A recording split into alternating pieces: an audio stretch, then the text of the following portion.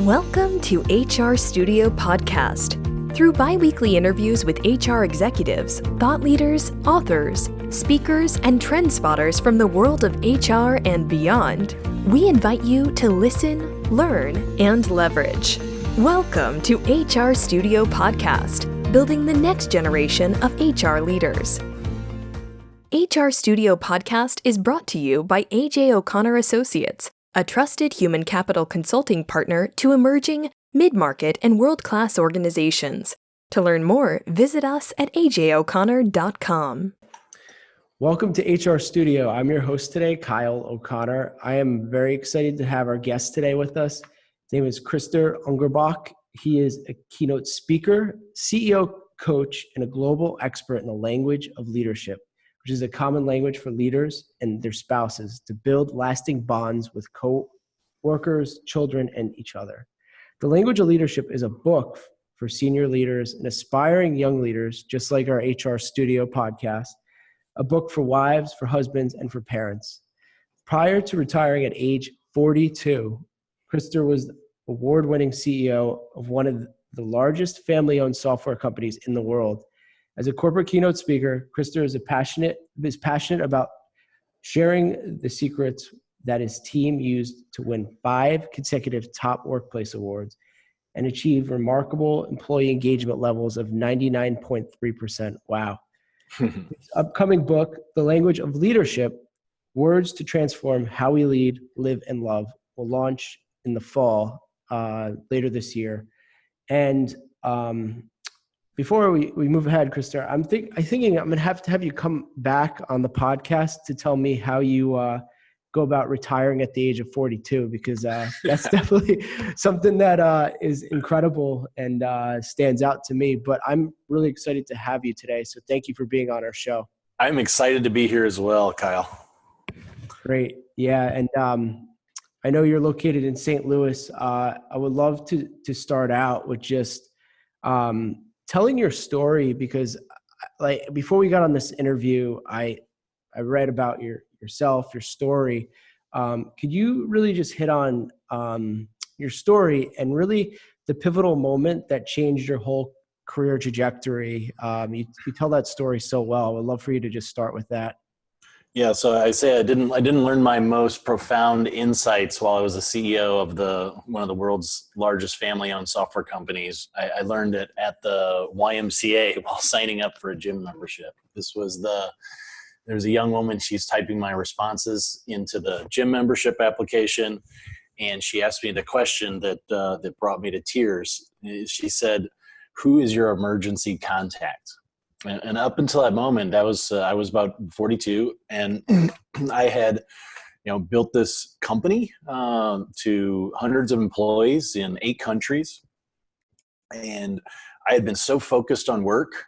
And kind of the context before that, about 2 weeks before, I had initiated what I call kind of a business divorce with my business partners, who happen to be my brothers and father.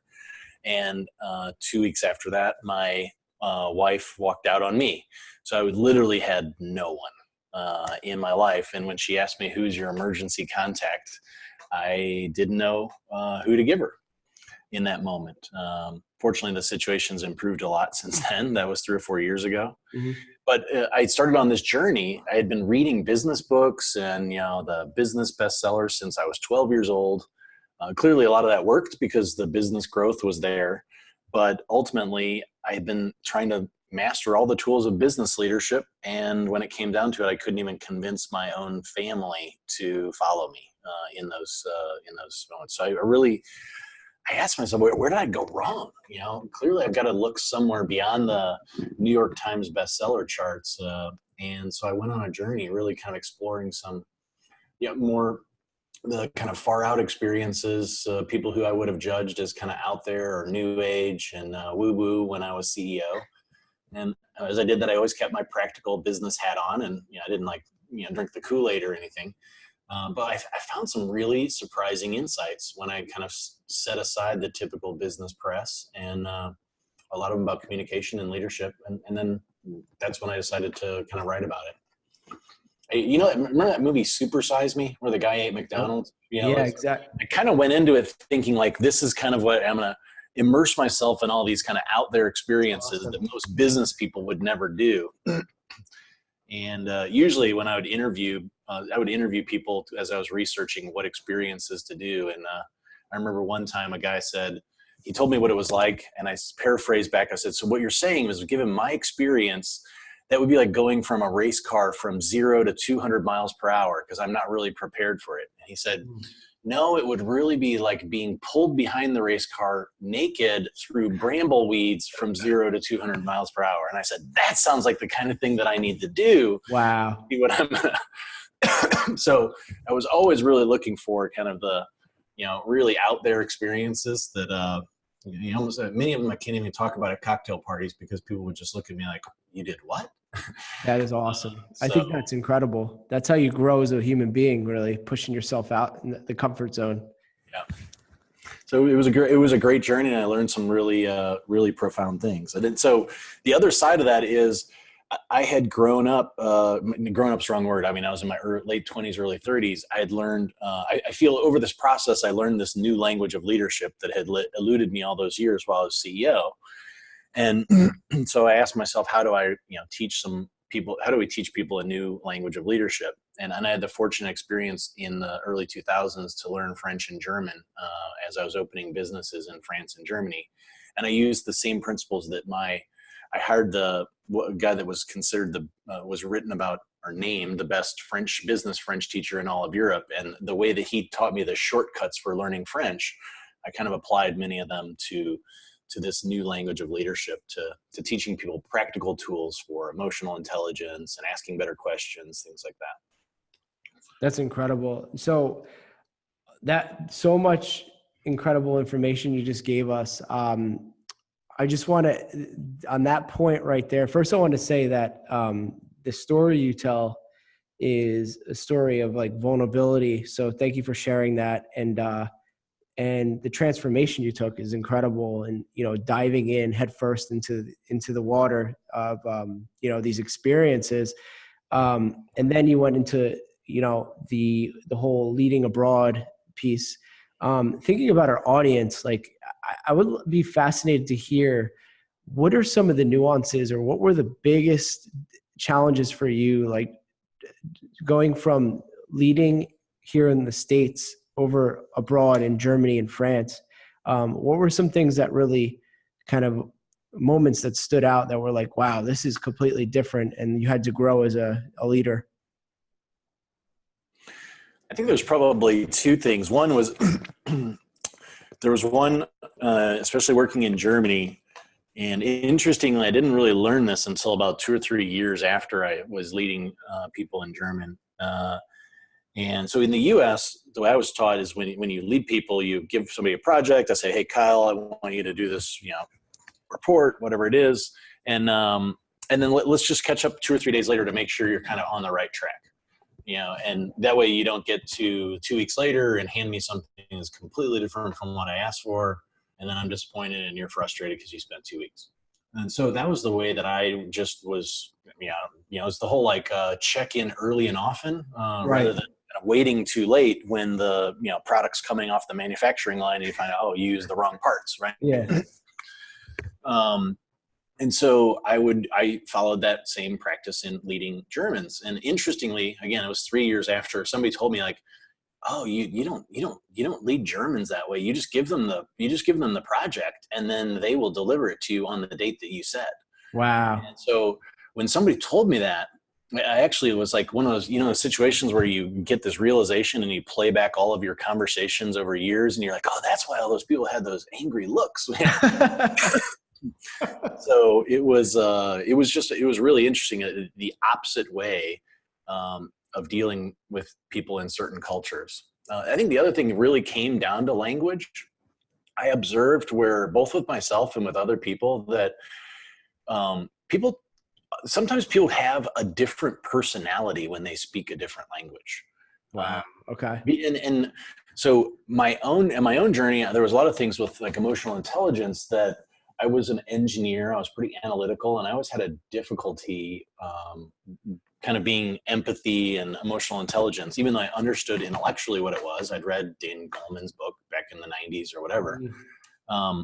And so I always kind of thought like, oh, well, this is not my personality. I have to change my personality.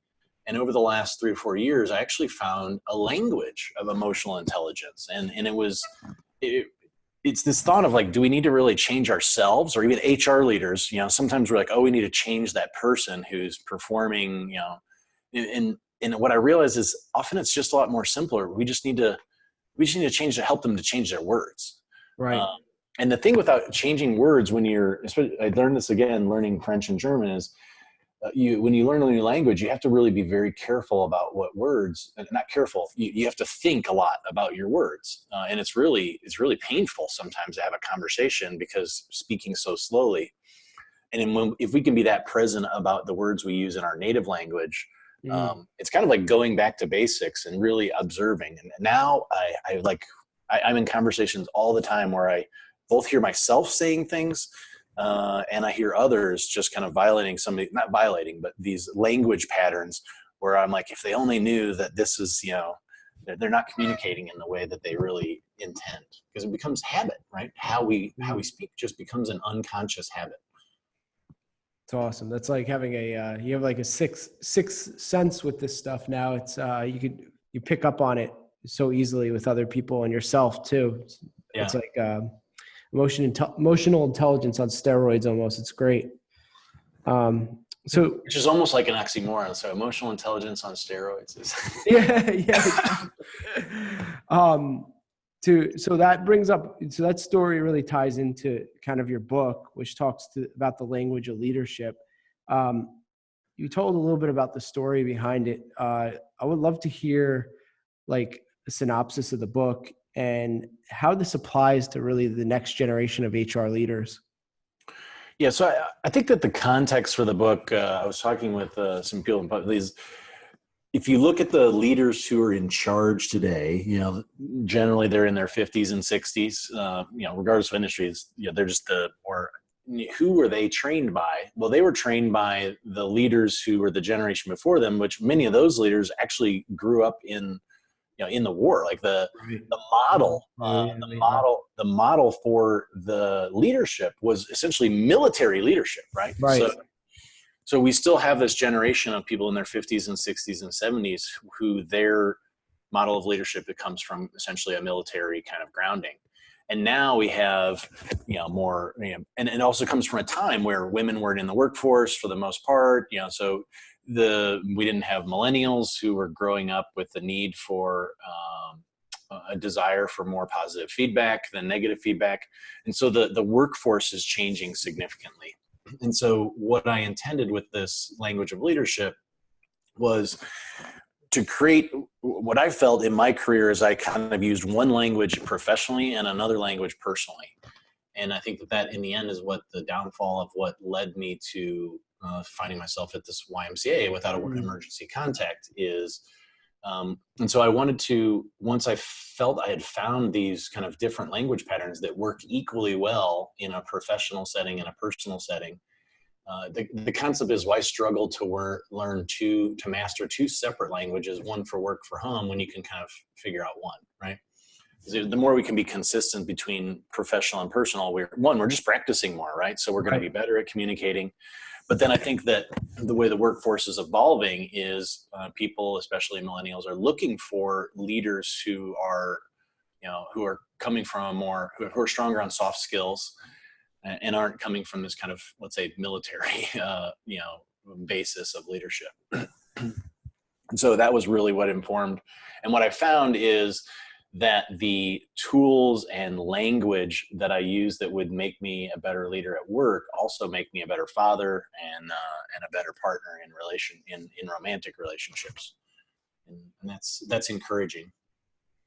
It's great. That's like, so it's pretty much about, to sum it up, it's really, I think about, we're all guilty of this, being authentic with at work and in your personal life, and just like kind of like laying all your cards on the table, being like, this is my style. And it's not to say like, if you have some rough edges, refining those, but once you do lay all your cards on the table. It's saying, where are my strengths? Where are my weaknesses? Let's work on these all places, not just in the workplace.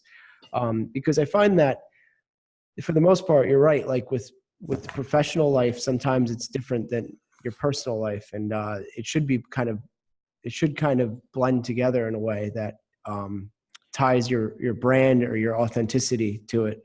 Yeah. And what I found is that one of the realizations was about 6 or 7 years ago. I did a 360, an anonymous 360 survey that incorporated not just responses from people who knew me in a professional environment, but also people from family and personal. And the interesting thing is that while I thought the negative behaviors or the negative behaviors I was engaging in at work were just isolated to work, what I learned is that they unconscious to me, I was actually doing them in my personal life as well. And I think that in the more research I've done is that's actually, I wasn't alone in thinking that, oh, well, that's just something I do at the office. Now, sometimes the words are subtly different, but the underlying beliefs and the things that are driving us to that kind of fundamental behavior, in my case, it was often criticism, like, giving people, always showing them what they could do better. And then that started to kind of, that was leaking into my marriage and my relationship with my kids. And so by changing that, it was a much more powerful impact on my life more broadly than just work. It's great. It's a great example. I also want to see, is there any anecdotes or other examples from the book you like to share? Like things that our audience that are, those first time leaders, say like someone is, they just got appointed a leadership position and like they're struggling to find their brand, so to speak, or their way of leadership, their language of leadership. Is there any exercises or anything from the book that you like to share to show like how they could be a more effective leader? Yeah. So there's one that is available on my website. One of the things about the book is, and so I'll have it on the website at Krister with a K, krister.com/HRSP. I'll have some things specifically for your listeners, including a link to this. So I find often leaders, it took me a while to realize this, is that leaders, we often lead from what I call expertise. So I call it the language of expertise. And what that means is I'm leading with solutions. So I believe that my primary value to the people around me is to give them solutions and solve their problems for them. And it's really seductive to be the person who gives all the answers, right? Because it makes us feel good about ourselves. Like, I made my paycheck today, solving that problem for somebody. And it's also really seductive to the people who just want to shut down at 5 p.m. and not really think about work until 8 or 9 o'clock the next morning, because they're basically outsourcing their thinking about solutions to their boss. But the class of employees that tends to be least motivated by the language of expertise is the top performers who want to come up with the answers themselves. Right. That's okay. So what we end up doing is, especially first-time managers or people who are maybe in their first 5 to 7 years of their leadership career, we tend to lead too heavily with expertise, and we end up drawing people closer to us that just rely on us to solve the problems for them, and we end up pushing away the people who like to solve the problems for themselves. And we can dig ourselves into this hole where we've got hundreds of emails coming in, people lining outside of our door waiting to ask us questions. And there was one of the people whose work I came through on my journey was a kind of a peace activist psychologist called Marshall Rosenberg. And he had a quote that said, "Listen for people's needs, not their words." Okay. And if you imagine, if I'm a leader and I'm kind of constantly giving out advice and giving out solutions to people, what need am I filling for myself? It's a need for like validation or self-esteem or to feel important, whatever. And if we really look at ourselves and look at others with that kind of different lens, it can be a powerful way of kind of understanding people's behaviors. Now, the solution to that is an exercise that I call the Magic Management 8-Ball Challenge. Okay, yep. Available on the website. Okay. But and you imagine those little like black 8 balls, magic 8-ball toy from the 1950s. You shake it and it gives you the answer. So imagine that. It's just an experiment. I'm not actually suggesting that leaders go into a meeting carrying, Some probably will. Why not? but the thought is it's an experiment to help a leader to convince themselves that asking questions can be more powerful than giving answers. So there's a list of 15 powerful questions. And the thought is that a leader, before they go into a meeting with their team to solve some problem, just randomly selects 3 to 5 of those questions. Okay. And then commits to going in the meeting and not giving any solutions and just asking the questions and letting the team kind of coalesce around the solutions based on asking more powerful questions. And the thought, what I found in doing that is, one, it takes dramatically less mental energy on the part of the leader to just go in and ask questions than it is to try to solve the problems. And you can imagine, if I want to try to solve the problem, I need to spend hours thinking about it. But if I'm going to, again, use this experiment, like pick 3 to 5 random questions from a list of 15, that takes almost no effort. And my intention with the experiment was really to challenge people to kind of push like their assumptions aside and just see. And what I believe that people find is that they often have much more productive meetings. And they learn a lot from their people because they're actually not speaking, and they're really kind of shifting their perspective from my job is to ask, to give the solutions, to my job is to ask powerful questions that lead other people to their solutions. Wow, that's great. It reminds me of like a stoic wise man. Like we hear like these tales of like leaders, great leaders, just like, silence sometimes is the best thing, or I would say listening is, very powerful. And and I think that's great advice because you get more buy-in too when people are participating. I think on this questioning thing, one thing that really tripped me up is, there's like the Socratic method, which was like Socrates would ask questions that people would bring people. And I always thought that was, the leader is asking questions to bring the person to the solution that they already had in mind. And so I compare it, I call it the difference between leading with questions or asking leading questions. Okay. And the challenge there is that really it's about just asking open-ended questions and letting people who are closest to the problems actually come up with their own solution. If I try to ask them questions to just bring them to my solution, then it's not going to be very effective. And then that's one of the reasons why those 15 standard questions, one of the things you'll find is that every single one of them, except for one, starts with the word what or how. Okay. Often when it's almost impossible to give advice in the form of a question if you start the word with what or how. Start the question with what or how. Like I could say, hey, are you considering putting the podcast on, whatever. That's just a suggestion. It's just an answer disguised as a question, right? Yes. And that's the first most common mistake that leaders, once they accept that they need to ask questions more, and I made the mistake as well for many years. Once you attempt to experiment with asking questions instead of giving answers, the first thing is that we ask questions that lead people to the answers that we want them to have, right? Which is equally, it's actually probably less effective than giving the answers because then people feel it's kind of patronizing. All right. Wow, that's really powerful. I like that what and how. So for our listeners out there, when you're framing your questions, try to put what and how in there. It's because then they have to explain themselves. They have to really think. You see the wheels turning in someone's head when they have to go about the process of answering that. Yeah. And we're all guilty of that, definitely going in and having an agenda and kind of using some key questions to lead someone down a path. So just going in open-minded is really the way to go. Yeah. So Krister, I know we're running out of time here and I want to be sensitive to that, but just a couple of things to wrap up today's conversation, and we could talk for hours. And I do want to have you back as your book begins to launch later this year. Yeah, thank you. What advice would you have for, given your experience, if you had to go back and talk to yourself, I don't know, 10 years ago, what advice would you give yourself to like someone that is, aspiring HR leader, we'll say? I think certainly leading with questions more than answers would be one of those critical pieces. The next, HR people tend to be a little bit more emotionally intelligent than some other, just personality wise. But I think that for me, learning the language of emotional intelligence was really critical.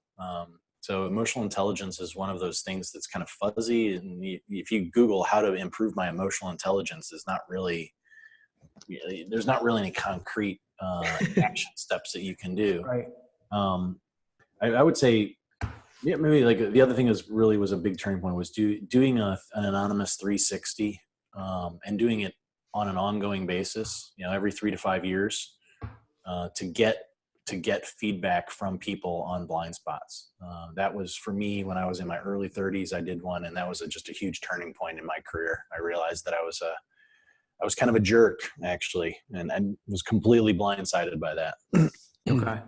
That's good advice. So you said 360 every 3 to 5 years. Yeah. Wow. Okay. That's powerful. Why do you think it's 3 to 5 years? Is that do you think that's a pivotal growth point in someone's, progression? Well, I would say maybe I wouldn't put a time frame on it. I put in any time the composition of someone's team changes significantly. So if I got a promotion and I'm leading 10 new people, I would say 6 months after that, maybe even 3 months after that, to head off any negative things that might be creeping in. Wow. Okay. That's powerful advice. I like that a lot.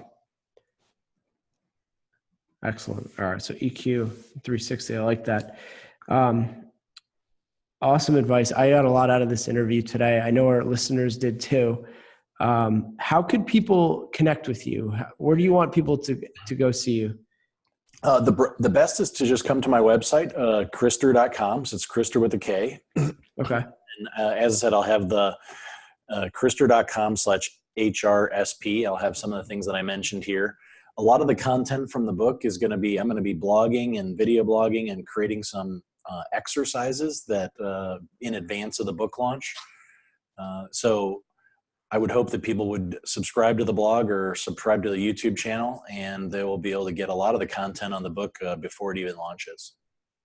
Absolutely. That's great. And then we will have all of your information hooked up in our show notes as well at hrstudiopodcast.com. So folks, you can find Krister on there.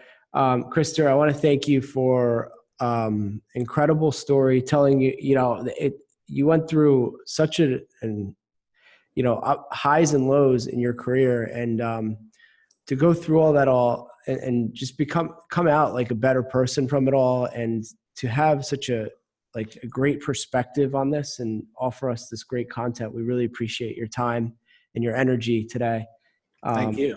And I appreciate it. I definitely want to have you back for the book and also how to retire at the age of 42. So look for that episode in our future. But thank you so much for being here today, Krister. All right. Thank you. Thanks. Bye-bye. Welcome to HR Studio Podcast. Through bi-weekly interviews with HR executives, thought leaders, authors, speakers, and trend spotters from the world of HR and beyond, we invite you to listen, learn, and leverage. Welcome to HR Studio Podcast, building the next generation of HR leaders. HR Studio Podcast is brought to you by A.J. O'Connor Associates, a trusted human capital consulting partner to emerging, mid-market, and world-class organizations. To learn more, visit us at ajoconnor.com.